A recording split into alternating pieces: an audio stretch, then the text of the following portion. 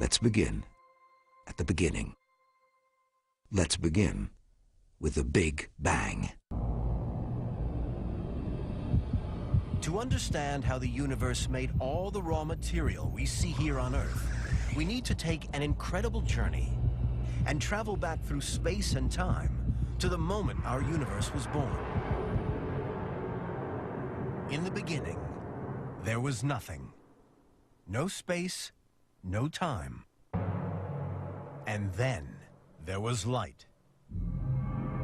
Suddenly, a tiny speck of light appears. It was infinitely hot. Inside this tiny fireball was all of space. This was literally the beginning of time. Our universe, the galaxies, the solar system, our home planet Earth. Look up into space from our planet, and what you see is a vast cosmos, teeming with billions of stars and galaxies. Turn back the clock over 13 billion years, and our universe was a very different place. Back then it was so small that it could fit inside the palm of your hand. Amazing new discoveries about the true size of the universe seem to indicate that all that we see is not all that there is. There may be other worlds out there. Universes budding off other universes. Where there could be an exact copy of our solar system, our Earth, and each one of us. Quite what this newborn universe was like has challenged cosmologists since the Big Bang was first put forward. The idea that our universe was once tiny originated from the brilliant work of American astronomer Edwin Hubble.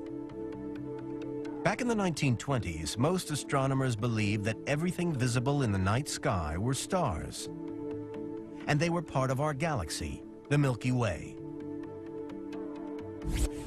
But Hubble wasn't convinced. He studied a swirling cloud of light called the Andromeda Nebula and showed that it was a star city, another galaxy, far outside of our own galaxy. He showed that these other galaxies were speeding away from ours, and the further away they were, the faster they seemed to be moving. The universe was expanding. And if the universe was expanding, then at some point in the past, it must have been smaller, much smaller, and that it must have had a beginning. The idea of the Big Bang was born.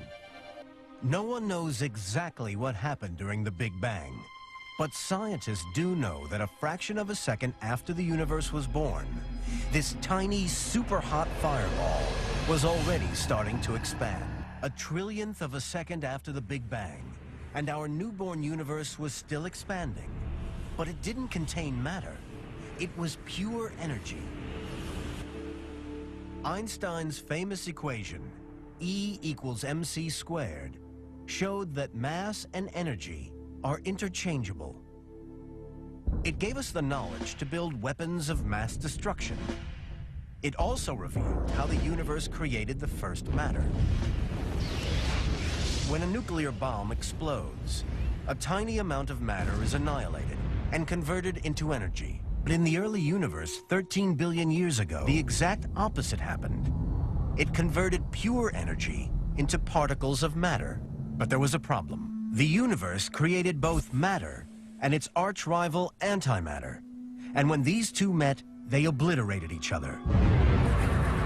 The infant universe was a war zone, a battle to the death between matter and antimatter.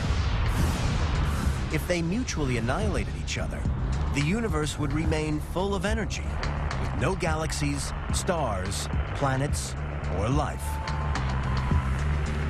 Fortunately for us, there was an imbalance. This tiny imbalance led to all matter we see in the universe: galaxies, stars, planets. Now, in one of the biggest laboratories on Earth, they are able to recreate conditions that almost certainly existed an instant after the Big Bang. It's called the Relativistic Heavy Ion Collider, RHIC for short. And it's located at the Brookhaven National Laboratory on Long Island. What the scientists at Brookhaven have discovered is that within these superheated collisions, a completely new form of matter appears. And this matter contradicts the previous theories on the nature of the early universe. Because it's not a gas, it's a liquid. It was super hot, 100 million times hotter than the surface of the sun. There was so much energy inside the young universe that the particles vibrated so fast that it had no stickiness. There was no friction, and it flowed perfectly. Despite the universe being a perfect liquid, it was in turmoil. It was full of subatomic particles smashing into each other, releasing more and more energy. There was so much energy that unless the particles slowed down, they would never bond and create atoms, the building blocks of matter. And the universe would never create the galaxies and stars, or even us. But in the early universe, we would see nothing at all. Light was trapped. The universe was foggy. But as the universe continued to expand and cool, the electrons slowed down. Protons then grabbed these calmer electrons to form complete atoms of first hydrogen and then helium. The universe was suddenly much less crowded with electrons. The fog lifted, and light was no longer trapped. It hurtled out across the universe, creating a blinding burst of light. 380,000 years after the Big Bang, the universe had expanded to the size of the Milky Way. It had cooled from billions of degrees Fahrenheit to a few thousand. Remarkably, there may be 4 types of parallel universe out there. One kind could exist in the same exact space we're in, but it is so far away we cannot see it or reach it. In another scenario, multiple other universes could be in giant cosmic soap bubbles, adrift in a cosmic sea of giant bubbles. Revolutionary developments have changed the entire landscape. Data from outer space have given us a new look at cosmology. And satellite data indicates there could be parallel universes. In yet another scenario, many parallel universes occupy the same space and time as our universe. But because they are in different dimensions, they are invisible. In yet another, all the laws of physics are different, so everything looks completely different.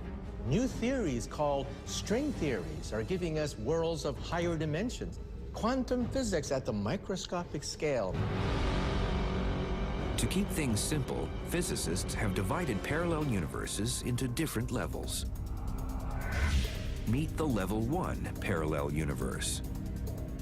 According to physicists, the level 1 parallel universe is just an extension of our own universe. The level 1 parallel universe is based on the idea that the universe is infinite in size. If true, just by the sheer mathematical odds, there must be out there in endless space an exact copy of the solar system, the Earth, and all the people on it.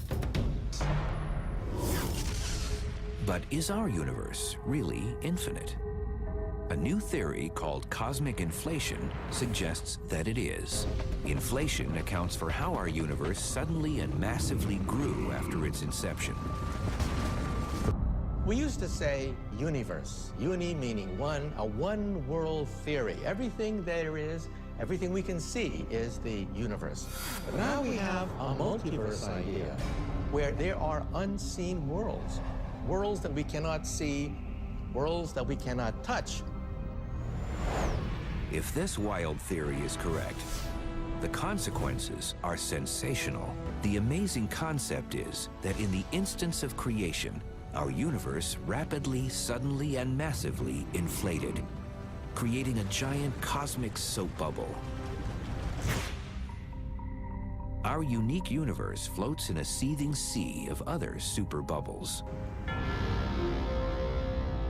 Technically, there are a couple of ways mathematically for the universe to be truly infinite. But essentially, it must be shown to be flat. The universe seems to be perfectly flat, which means either the universe is flat or is curved so slightly that we can't see it. In this case, the universe would eventually curve back in on itself and form a hypersphere. It would then be finite in size and volume, and not flat and infinite. Another way to look at this is that the universe may have inflated so quickly and so enormously that it only looks flat.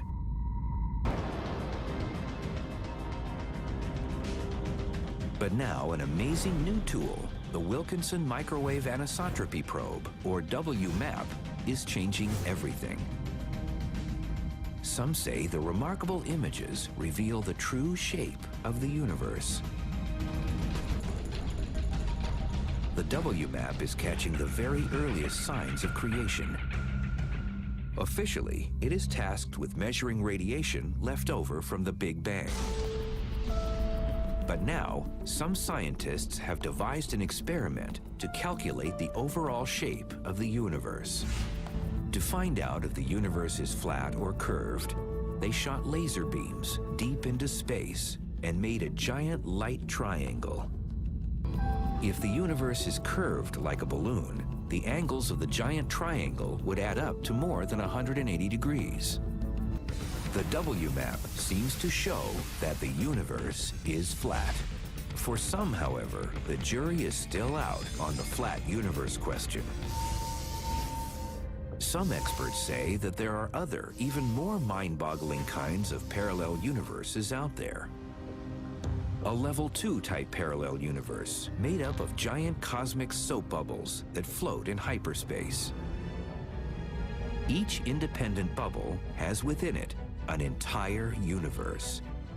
The question is, do we all really live in a giant cosmic bubble? A flyby through the level 2 parallel universe, or what some also call the multiverse, would be a terrifying and spectacular experience. A multiverse of universes, each one popping into existence, popping out of existence, perhaps colliding with each other. Out of calamity comes existence. The big term for this monumental process is bubble nucleation. Yeah, bubble nucleation is the geek speak phrase for the process where you have this inflating, strange material, and then a little piece of it stops inflating and causes a bubble-shaped region expanding around it to also stop inflating. And then you create, in this bubble, a nice, calm region of space where you will eventually form galaxies, stars, planets, and even people. The theory of the Big Bang isn't the sort of thing you figure out overnight. It takes years, centuries of collected wisdom. Mankind has been thinking about this for a long time. Every time we looked up at the stars, we were thinking about it. How do we know what we now know? How did we figure it all out? That's the heart of our story. The story of how our concept of the universe evolved.